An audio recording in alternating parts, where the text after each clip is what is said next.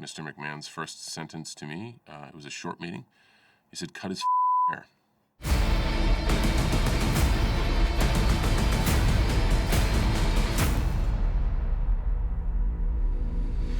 Hey, this is John Cena, and I'm rewatching my WWE debut from 20 years ago. Yeesh.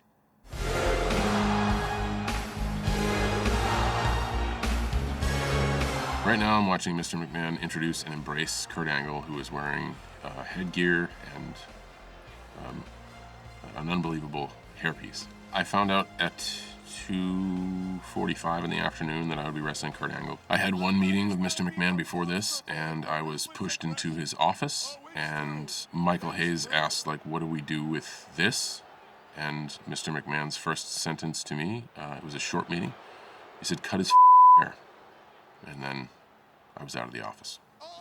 Watching this, me more than likely just wanting to remember all the things that I was supposed to do. So probably just go out there and don't mess up. But I'm watching Kurt Angle. He appears to be very upset and very frustrated, but also very confident, still smiling, talking to the good folks of Chicago. It appears as Kurt has taken off his wig to reveal his proper haircut. And now he's made a challenge, I think, to anybody. And I was lucky enough to be able to take that challenge. Man, what an arena to debut into. The Allstate Arena is loud and outspoken, that is for certain.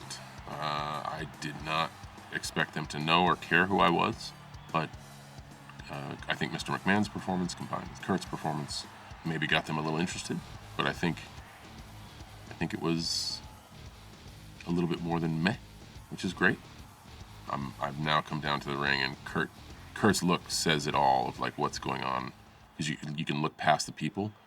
They're standing, which means they're unsure, but they are apathetic. They have no clue what's going on, and no one knows who I am. But they're still kind of into it, but they're not.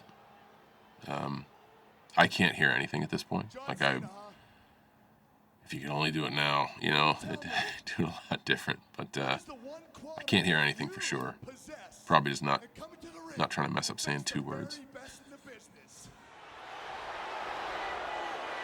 Ruthless aggression. I think I would embody the words ruthless aggression more. I don't think I came out looking like a normal person doing normal stuff. The beginning of the match, though, seems to be pretty aggressive and ruthless and fast. It's, thank you to Kurt for making me look so good so quick. Yeah, a lot of action in this one. I've always had to work a little bit harder on my fundamentals, as they weren't as natural as some of the other performers. But I don't know, for a first effort where it's obvious that Kurt is out there kind of showing his speed, it all went so fast, and I don't know yet how tired I am.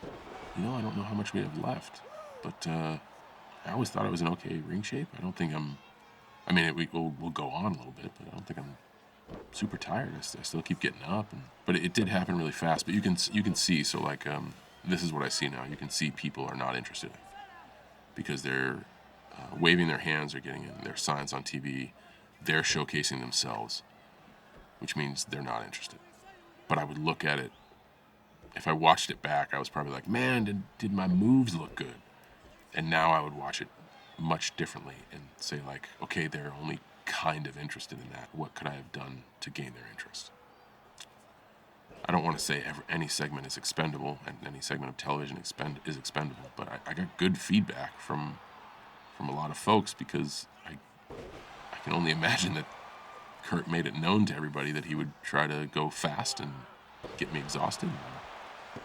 Doesn't look like I am, but it's not made for entertaining television. We have a sold-out crowd in Chicago, and I think that if we had just slowed down, they would have been more interested. But they weren't, because we're going so damn fast. Because that was the story of the match. Let's see if I can go fast and make him exhausted. I don't know. It doesn't seem right? That's tough. You look back on stuff like this, and I definitely could have done better with the idea of ruthless aggression and been embodied it more rather than just wear boots and tights, which is a rabbit hole we find a lot of ourselves going down. My look will identify my character, which is a bit of it, but it's also demeanor and nuance and all that. This is just a bunch of stuff. None of it means anything. Like, none of it. And I guess the goal is to make me tired. How is that a test of one's ability to sell tickets? I don't know. You know, it's weird that here we are 20 years later, I got an accidental match against the top performer, and it was kind of like an inside joke to see if they could make me exhausted. And I just got beat, and I'm standing up, and Kurt's down, and now I have to fall down. But no, it doesn't seem like the audience cared about it, which I always try to look past the ring, and if you look past the ring, not too many folks care. Well, watching it now, and here's where psychology is kind of messed up. I came out yelling at the guy and slapped him in the face, and then after a good showing, now I want to be virtuous and extend a hand to shake his hand, and the people aren't interested in it. Now, why do you think that is? You think I'm sending a little bit of a conflicting message?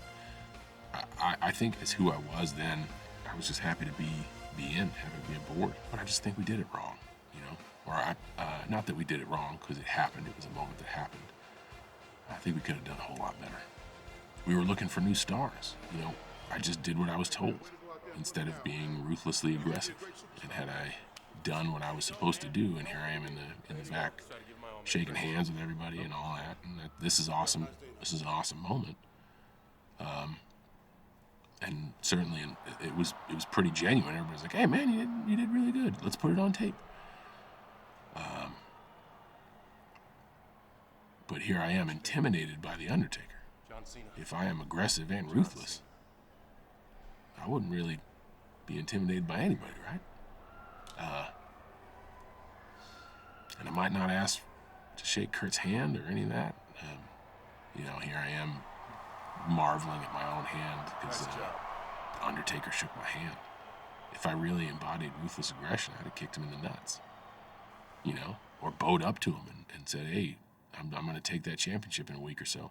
It's such a, man, it's not a shame because it was a good learning experience, but it's, and the story turned out okay. But especially now after I see the match and I see the audience where they lose interest, you have to slow down. You have to tell a story. And just doing what I was told in performances like that almost got me fired. And I can see why, because you look at the audience, nobody cares. So, I don't know.